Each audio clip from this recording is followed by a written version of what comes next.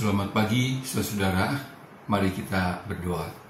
Terima kasih kepadamu Tuhan untuk hari yang baru yang boleh kami jalani.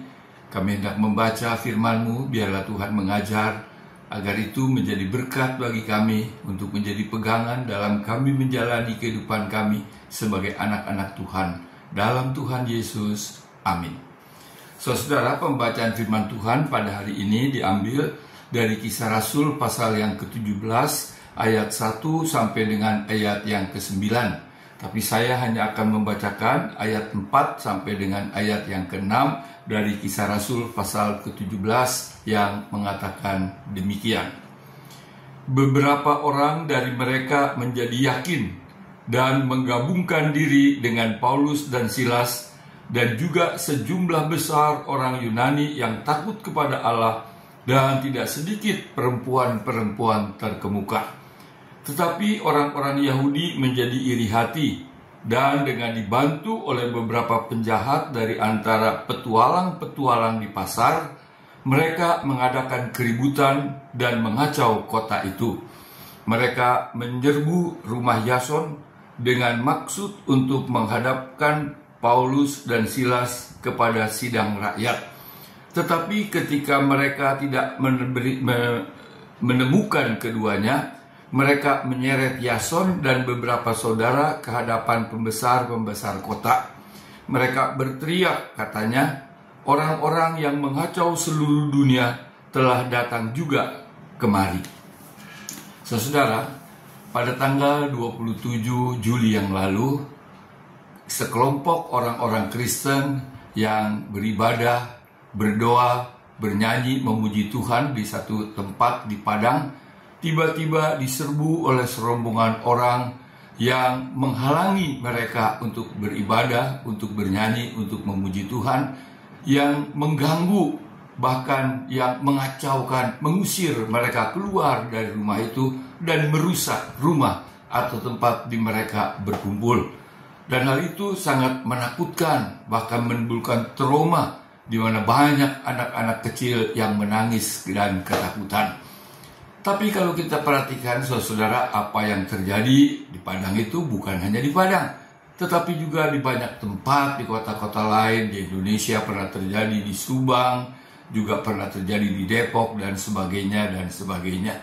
Bahkan kalau kita perhatikan lebih jauh, saudara, bahwa hal yang seperti itu juga kadang-kadang kita temukan terjadi di negara-negara lain, di mana orang-orang Kristen yang mau percaya kepada Kristus, yang mau beribadah, yang mau menyanyi, memuji Tuhan, dihambat, dihalangi, diganggu, bahkan kadang-kadang disakiti.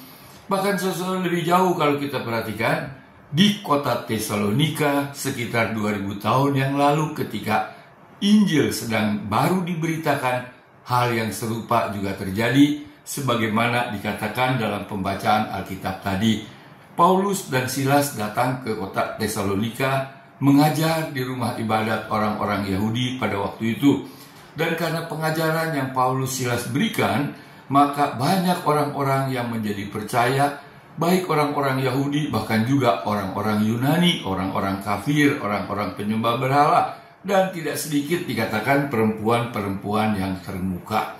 Nah, saudara-saudara, hal ini menimbulkan ketidaksenangan, menimbulkan keirihatian, dikatakan dalam pembacaan tadi, bagi sebagian orang-orang Yahudi, terutama tentu tokoh-tokoh, pemimpin-pemimpin mereka, yang mulai mengadakan tindakan-tindakan, gerakan-gerakan untuk menghambat usaha-usaha atau doa-doa, ibadah-ibadah yang dilakukan. Mereka mengerahkan massa, bahkan menggunakan penjahat-penjahat, preman-preman, petualang-petualang di pasar, sehingga menimbulkan kekacauan, kerusuhan di Tesalonika. Saudara-saudara, itu terjadi di Tesalonika tadi pada abad yang pertama. Bahkan kalau kita perhatikan, Tuhan Yesus sendiri yang telah datang ke dunia justru untuk mencari dan menyelamatkan orang, malah dia juga dihalangi, dihambat, dilarang, bahkan ditangkap, disiksa, dan dibunuh.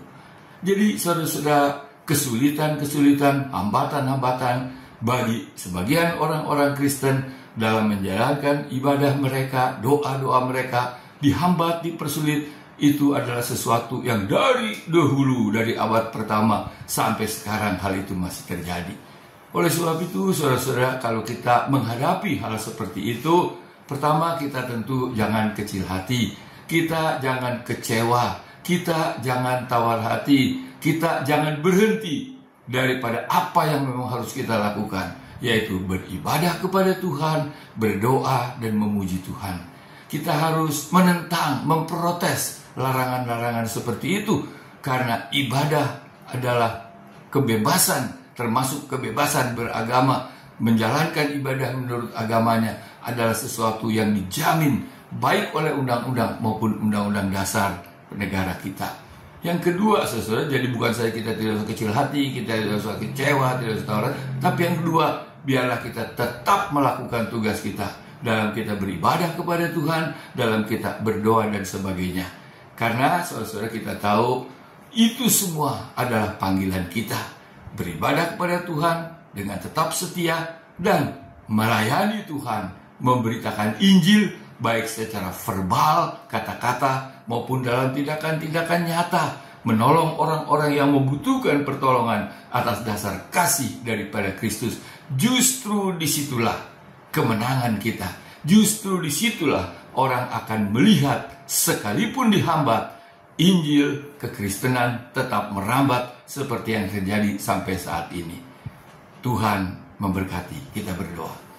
Terima kasih kepadamu Tuhan untuk firman-Mu yang boleh kami dengar bagaimana orang-orang Kristen mula-mula di Tesalonika dihambat, dilarang, dipersulit, tetapi mereka tetap melakukan ibadah mereka, kewajiban agama mereka, pelayanan mereka. Tolong kami Tuhan, supaya kami juga dapat melakukan seperti itu, tetap setia kepada Tuhan dan tugas panggilan sekalipun ada kesulitan, ada hambatan. Tuhan, berkati kehidupan kami, keluarga kami, usaha dan pekerjaan kami sepanjang hari ini dan seterusnya.